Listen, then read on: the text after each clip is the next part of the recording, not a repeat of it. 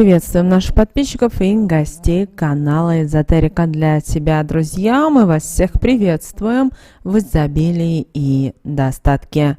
Сегодня в этом видео мы с вами уделим внимание народным приметам на 29 ноября. В этом видео поговорим о церковном календаре, поговорим о народном календаре, а также поговорим о том, что можно и чего категорически нельзя делать в этот день. Итак, друзья, далее все более подробно. Итак, в этот день, 29 ноября, Православная Церковь вспоминает и молится за одного из самых ближайших учеников Иисуса Христа, апостола Левия Матфея. К сожалению, до нас дошло довольно мало информации об этом апостоле. Известно, что до того момента, как он повстречал Иисуса Христа, он занимался сбором пошлины, занимая должность мытаря. После того, как он встретил Иисуса Христа, он решил бросить свою работу и последовать за учителем. По легенде, Левий Матфей наблюдал, как казнили Иисуса Христа, а также был свидетелем чуда его воскрешения. После вознесения Иисуса на небо он продолжил свою миссионерскую деятельность, направившись нести Слово Божье в Эфиопию. По одной из версий, Левий Матфей был убит в начале 60-х годов в Эфиопии. Даже существует легенда, что он был казнен в городе Иераполис. По третьей версии, Матфей принял смерть на территории современной Грузии в римской крепости Апсарос. Левия Матфея считают автором части Евангелия, написанного на арамейском языке и называемым Евангелие от Матфея. Кроме того, этого ученика Иисуса Христа довольно часто изображают на различных произведениях искусства. Так, например, у итальянского художника Караваджо присутствует целый цикл картин, посвященных жизненному пути Матфея. Левий Матфей является одним из центральных героев и булгаковского романа «Мастер и Маргарита». А вот в народе считалось, что в день, посвященный апостолу Левию Матфею, нельзя было ругаться, делать тяжелую работу, а требовалось ходить в гости и вести только интересные и умные беседы. В народе 29 ноября этот день назвали Матфеев день в честь апостола-евангелиста Матфея, память которого и православные чтут в этот день. Он стал одним из 12 апостолов, хотя до этого занимался сбором налогов. Обычно, если этот день выдается чрезмерно ветреным, то метели и вьюги продолжатся аж до 19 декабря. Ветер – это разрушительная и неконтролируемая стихия, поэтому в народном фольклоре представлен как могущественный старик. Прежде считали, что люди болеют по ветру, имея в виду заражение воздушно-капельным путем. В свою очередь, крестьяне были уверены, что грыжу, язву, нарывы с ударами тоже приносит ветер. Наши предки считали, что ведьмы с колдунами по ветру напускают порчи. Якобы они постоянно находятся в воздухе и представляют опасность по 3 минуты каждый час. Матфеев день 29 ноября принимали гостей, обязательно накрыв праздничный стол.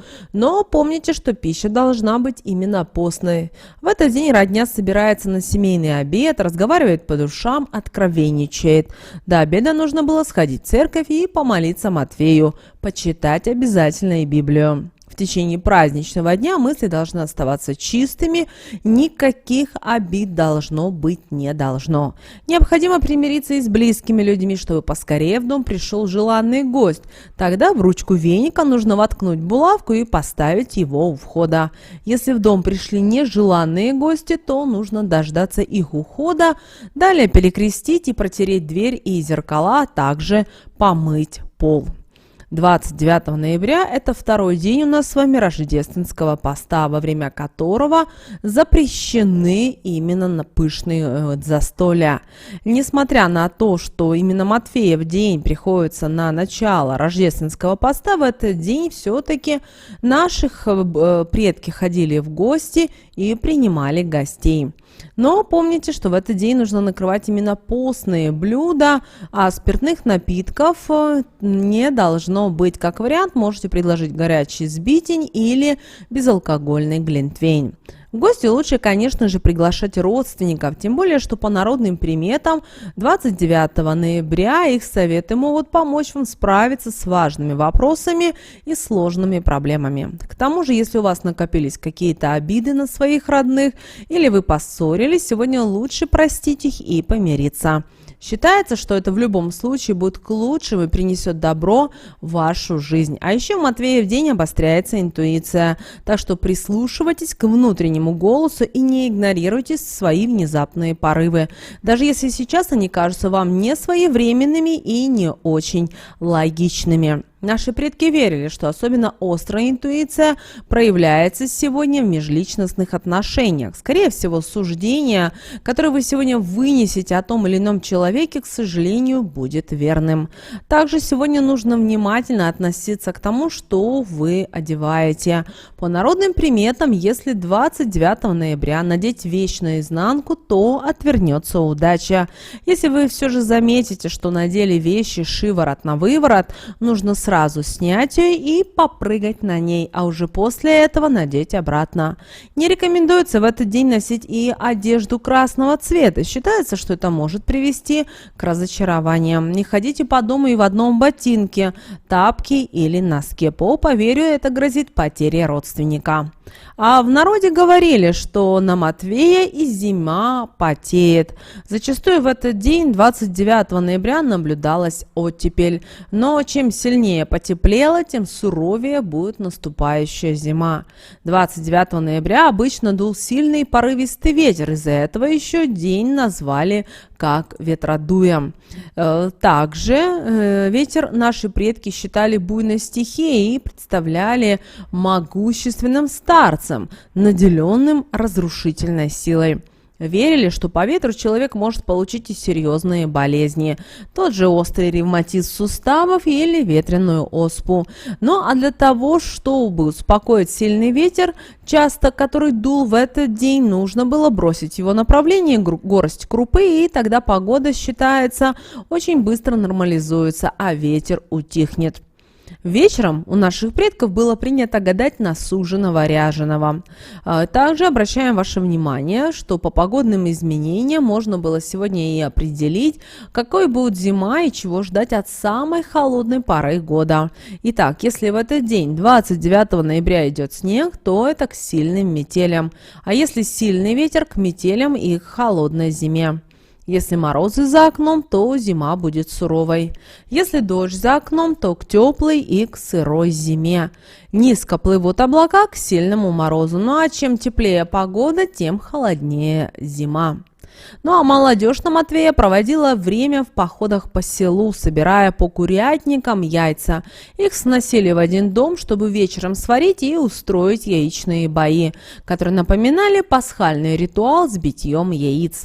Парни брали по яйцу и дрались до тех пор, пока кто-то не победит.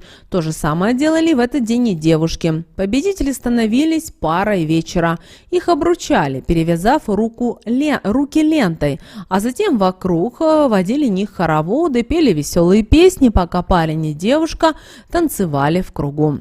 Ну а старики 29 ноября тоже не скучали, делились со своими детьми, внуками, народными приметами, историями из своей жизни, а после загадывали разные загадки малышам про зиму, снег, мороз и другие зимние атрибуты.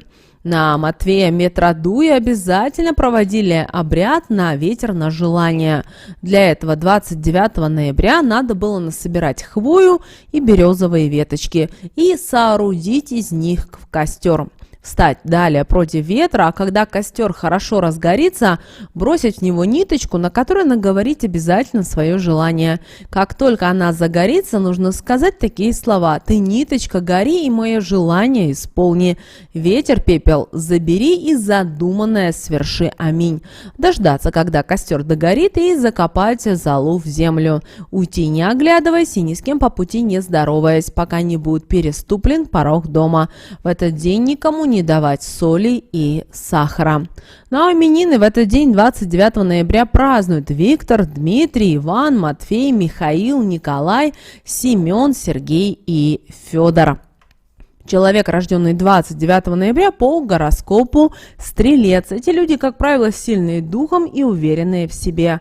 Они всегда добиваются желаемого благодаря упорству и своей решительности. И главным недостатком является чрезмерная вспыльчивость. Настроение может измениться буквально в 1 секунду, а в качестве талисмана им подходит лазурит, священный камень Востока, который поможет расширить кругозор человека и улучшить его жизнь.